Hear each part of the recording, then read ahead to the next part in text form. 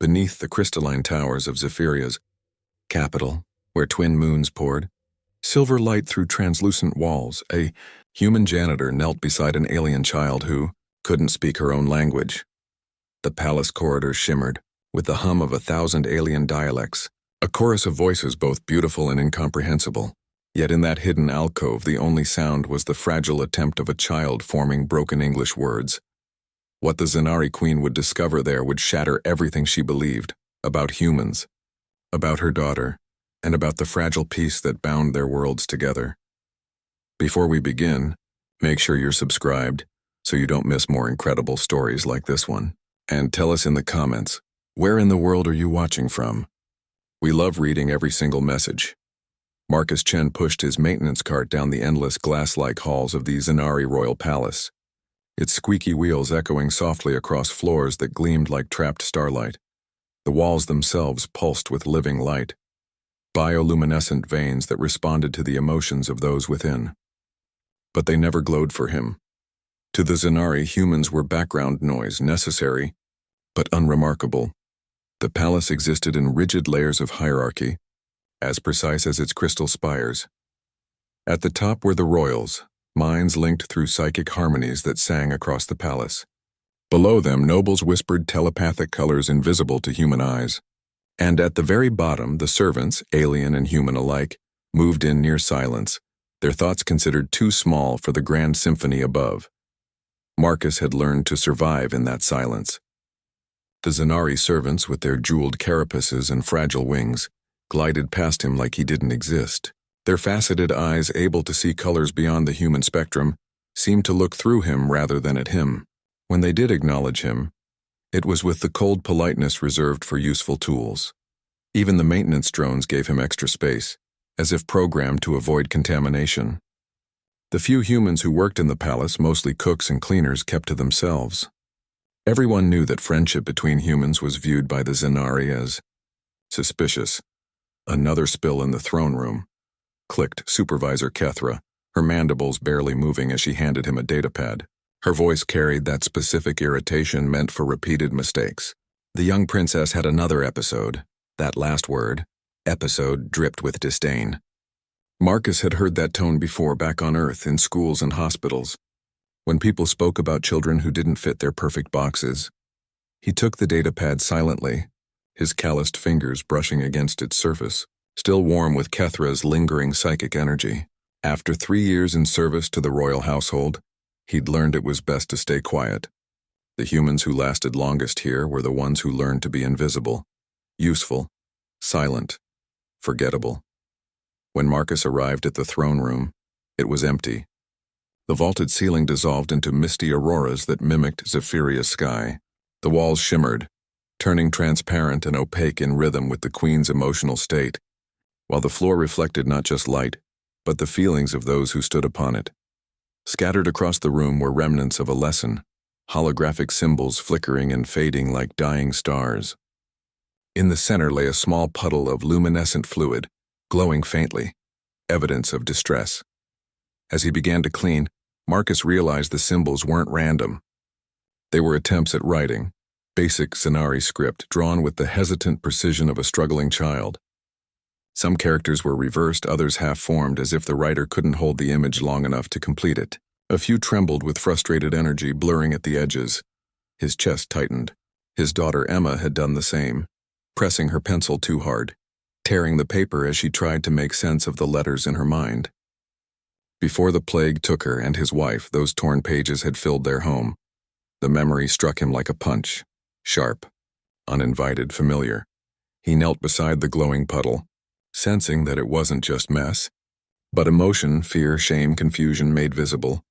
And for the first time in years, something stirred inside him. Empathy, recognition, the quiet instinct of a teacher. Days passed before he met the one responsible for those marks. He was replacing bioluminescent panels in the east wing when he heard it, a soft, muffled sob from behind a service vent. Following the sound, he found a narrow alcove, long forgotten during the last renovation, and there, curled beside humming pipes that carried the heartbeat of the palace, was a small Zenari child, crying. Curled between the humming pipes and the soft glow of life support system sat Princess Lyra. She was smaller than Marcus expected, no more than 7 standard years old, with the trademark blue-tinted skin and elongated features of the Zanari royal bloodline. But unlike other Zanari, whose movements were fluid and graceful, Lyra's were uncertain. Her slender fingers trembled as she fumbled with a learning device that kept looping the same lesson. Veltar, she whispered. Veltar. The word, hello in Zanari, came out so distorted that even the translator in the device failed to recognize it. Marcus quietly set down his tools. He'd heard the rumors, of course. The royal family's hidden shame. The princess who couldn't speak properly, who couldn't manage the psychic links that united all Zanari minds. In human terms, she might have been called special needs. In Zanari society, she was something worse, invisible. Hello, Marcus said softly. In English, Lyra's large luminous eyes snapped toward him. For a moment she just stared, tense, uncertain. Then slowly, her face brightened with something so raw and genuine it took his breath away. Hello, she repeated carefully. The words sounded strange and beautiful in her voice. No one had believed she could even try to speak, yet here she was doing it. And as her shaky syllables faded, Marcus felt something stir deep inside him, something he thought had died long ago. Hope. What began as a single moment soon became a secret routine. Marcus started arriving early for his shifts, slipping quietly into the forgotten alcove under the pretense of cleaning. Lyra would already be there, waiting, clutching stolen learning tablets that her frustrated tutors had abandoned. That hidden corner became their sanctuary, a small space untouched by the psychic network that monitored every thought within the palace. Surrounded by the low hum of the life support conduits, they built something neither of them had ever known before. A space where being different didn't mean being broken. To everyone's surprise, English came easier to her. The human language didn't rely on the synchronized brainwaves and emotional harmonics required for Zanari telepathy. It only asked for sound, breath, and intent. Where Zanari speech demanded perfect psychic rhythm, English offered freedom. She could speak it using only her voice, no shared thoughts, no judgment, no pain. Sky, Marcus said one day, pointing through the small maintenance window above them. Outside, Zephyria's twin suns painted the heavens in swirls of violet and gold. Can you say sky? Sky, Lyra repeated, stretching the sound with joy. Sky. Sky blue like Mama's sad feelings. Marcus froze mid-motion, the rag in his hand forgotten. Lyra's empathic gift, wild and uncontrolled, let her see emotions as colors. Every feeling within 100 meters touched her mind, unfiltered and overwhelming. Where others Zanari could control their empathy, she drowned in it. Yes, Marcus said softly, smiling. Sky blue, Lyra tilted her head. What color is hello? He chuckled. I don't know. What color do you see? Yellow, she said after a moment's thought. Warm yellow, like Daddy's hugs before he went to the stars. Her voice trembled. He used to sing Earth songs. Mama says Earth songs are primitive, but they made rainbow colors in my head. Marcus's heart ached. The late Prince Consort, half-human, had died 2 years ago in a diplomatic accident. He hadn't realized the little princess still carried those memories, wrapped in color and sound. Born of 2 worlds, Lyra belonged fully to neither, too alien for humans, too human for the Zanari. Week by week, their lessons grew. Marcus didn't just teach her words. He taught her ideas, concepts the Zanari language had no space for privacy, independence.choice. To the Zanari, privacy was isolation. Independence meant rejection. Choice was a flaw of the weak, but in English, these words bloomed like flowers in winter, each one lighting up something inside her that had long been dimmed. Through his words, Lyra began to see that her uncontrolled empathy wasn't a defect. It was simply another way of experiencing the universe. Her inability to merge into the telepathic collective didn't make her broken. It made her unique. And in return, Lyra shared her world with him, showing Marcus how she saw emotions, as colors, as shapes, as living threads of energy dancing through the air. Together, they began to build a bridge, one word, one color, one heartbeat at a time. Through Lyra's eyes, Marcus began to see the universe in colors no human had ever imagined. Fear, she told him, was sharp-edged silver. Love shimmered in 17 shades of gold. And hope, stubborn, impossible hope, was the color of new leaves reaching for an alien sun. Marcus, she said one day, her tongue struggling over his name but getting closer each time. The Zanari vocal cords weren't made for human consonants. Yet she forced her alien throat to shape human sounds, to give them meaning. Why? She asked. Do the humans on the news feeds look scared when they see Mama? Marcus paused mid-motion, wiping down her learning tablet. He chose his words carefully. On Earth, Queen Zarina was known as the Iron Regent, the ruler who conquered 3 star systems and forced Earth's surrender without a single battle. Her fleet's technology had ended humanity's expansion in just 3 days. To the people of Earth, she was the embodiment of cold, unstoppable power. Sometimes, Marcus said gently, people are afraid of what they don't understand. Your mother is powerful, and from far away, power can look frightening. Lyra's voice softened. But Mama cries purple when she thinks no one sees. And when she looks at my broken words on the learning screens, she turns the color of winter storms. Marcus's heart clenched. There was more truth in that child's words than in 1,000 political broadcasts. Far above, unaware of the secret blooming in her palace, Queen Zarina drifted through the crystalline halls like flowing water, her form half solid, half light, shifting as easily as her thoughts. As one of the highborn Zanari, she existed between realities, tethered to the palace's living core. But now, something was wrong. An energy pattern pulsed through the eastern wing, a warm, emotional resonance that shouldn't exist in that abandoned section. She assumed it was her daughter again, her empathic instability bleeding through the dampeners. But as she followed the signal, her steps slowed. The readings didn't match Lyra's chaotic emotions. This was something different, controlled, focused, human. And when she reached the source, what she saw shattered her composure like glass. Her daughter, her silent, broken, unreachable daughter, was speaking. The cat sat on the mat, Lyra said carefully, her voice trembling with concentration. The cat is happy. Yellow happy. Very good, Marcus said, his voice calm, warm, patient. Now what would you like to tell the cat? Lyra beamed. I would say, hello, cat. I am Lyra. What color is your happiness? Zarina froze, her translucent form flickering with disbelief. In 7 years, she had never heard her child form a full sentence. Every healer, every neural specialist, every empathic engineer in the Empire had told her the same thing. Permanent, incurable, a tragic mutation. Yet here she was, not only speaking, but laughing. Marcus sat beside her, showing pictures on a handheld device. Strange earth creatures, cats, birds, butterflies. With each new image, Lyra would try to say the English word, then describe the color of emotion she imagined it carried. Butterfly makes dancing green, she exclaimed, clapping her hands, her joy bright and uncoordinated, but pure. That's beautiful, Marcus said with a smile. Your mama would love to hear about dancing green. Lyra's glow dimmed. Mama doesn't like my colors. They hurt her elegant mind. Marcus shook his head softly. I don't think that's true. I think your mama loves your colors very much. She just doesn't know how to see them yet. It wasn't just language he was teaching, it was healing.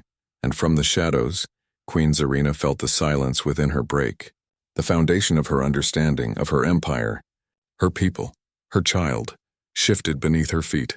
Then, like a gathering storm, she stepped forward, her form solidifying, her presence flooding the alcove with electric power. Your Majesty, Marcus began, rising quickly, instinctively moving to place himself between her and the princess, though he knew he couldn't stop her if she chose to strike him down. Mama, Lyra gasped, clutching her tablet to her chest. Marcus, teach me words. I can say butterfly, and happiness, and silence. The Queen's voice carried the weight of thunder held in restraint. Explain, now. Marcus's throat tightened. He had known this moment would come, had played it out 100 times in his head. But under the Queen's gaze, all his rehearsed explanations vanished. She wanted to learn, he said quietly. And I couldn't bear to see her struggle alone. Zarina's eyes flared with the light of distant suns. You presume to know my daughter's needs better than I do? Better than the greatest minds in the Zanari systems? Marcus stood his ground even as fear coiled in his chest. No, Your Majesty, I just listened. No, Your Majesty, Marcus said quietly.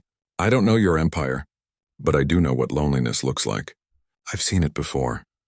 The queen's form shimmered with restrained power, her voice cold but curious.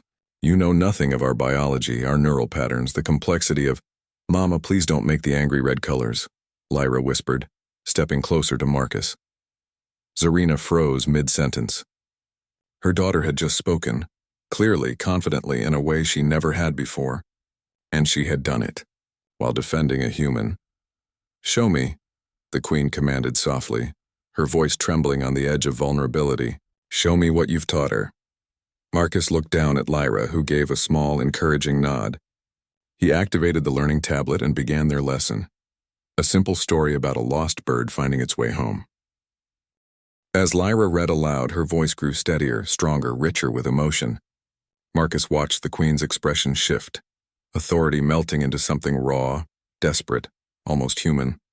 Here stood a mother who had been told her child was beyond help, now watching that same child blossom before her eyes.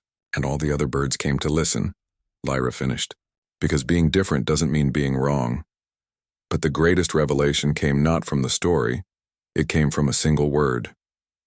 Mama, Lyra said, setting down the tablet and looking straight at her mother, eyes bright and clear. The angry red colors are gone. Now you're shining silver, like love. Queen Zarina's composure shattered. She sank to her daughter's level, royal form flickering like heat shimmer, emotions long buried flooding to the surface. For the first time in years, she truly saw her child, not as broken but as whole. How? She whispered to Marcus, her voice resonating through the walls of the palace with trembling hope. 7 years of specialists, treatments, neural restructuring, empathic therapy, and nothing. How did a human janitor succeed where they all failed? Marcus stood silently for a moment, his weathered hands clasped behind his back. The distant hum of the palace's collective mind filled the space, a network that had never included Lyra, and perhaps never would. But maybe he thought that wasn't a flaw. Maybe it was a gift. When he finally spoke, his words carried the quiet weight of experience, not science. Because I didn't try to fix her, Your Majesty, he said softly. I tried to understand her. He looked at Lyra, affection in his eyes, the same warmth once reserved for his own daughter.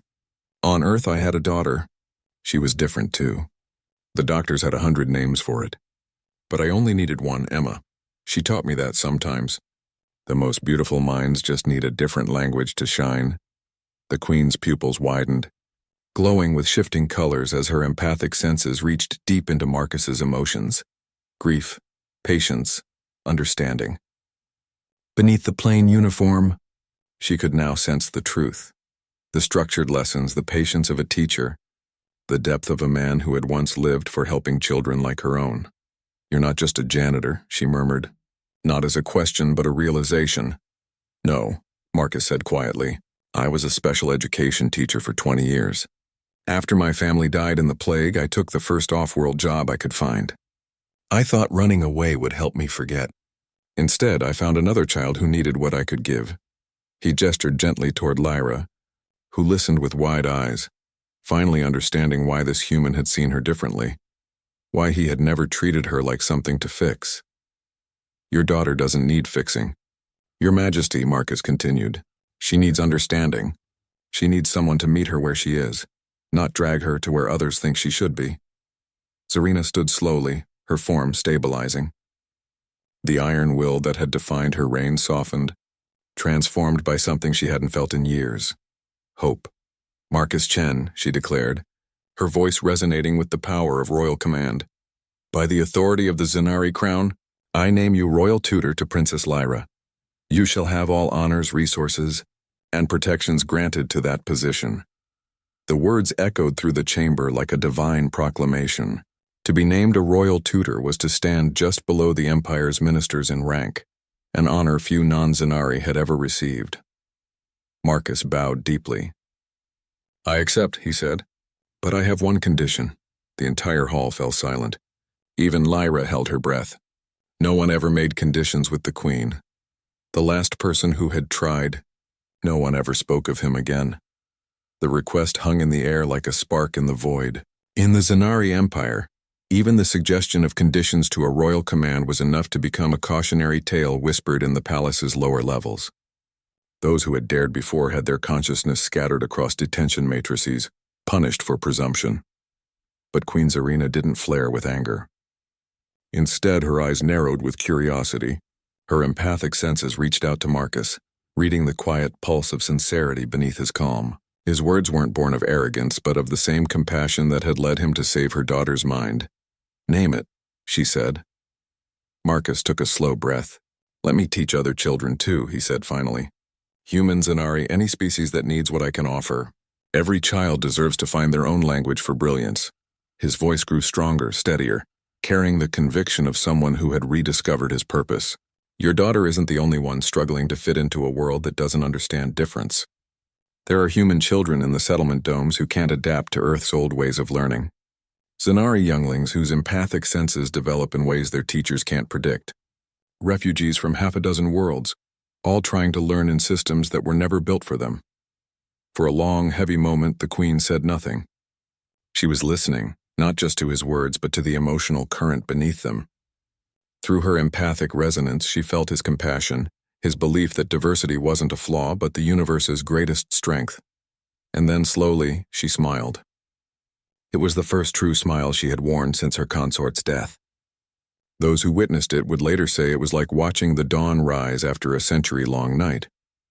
6 months later, the Marcus Chen Learning Center opened in the heart of the Zanari capital. Its halls blended human design with alien elegance, steel and crystal, function and beauty intertwined. It wasn't just a school. It was a bridge between worlds here. Children of every species learned together, not just languages, but empathy, communication, and understanding. Princess Lyra stood proudly at its entrance as the center's first student ambassador.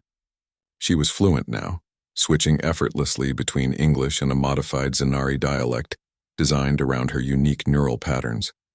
What had once been seen as her weakness had become her greatest gift, her empathic colors guiding others to connect beyond words. For Queen Zarina, everything changed. Having a daughter who could truly communicate transformed not only their family, but the empire itself. Lyra's insights into emotional colors reshaped diplomacy. Misunderstandings between species began to fade, replaced by genuine connection. Where once the galaxy had relied on cold treaties, now warmth and trust began to take root. Marcus never returned to his janitor's cart, but he kept his old coveralls, the simple uniform from those first secret lessons.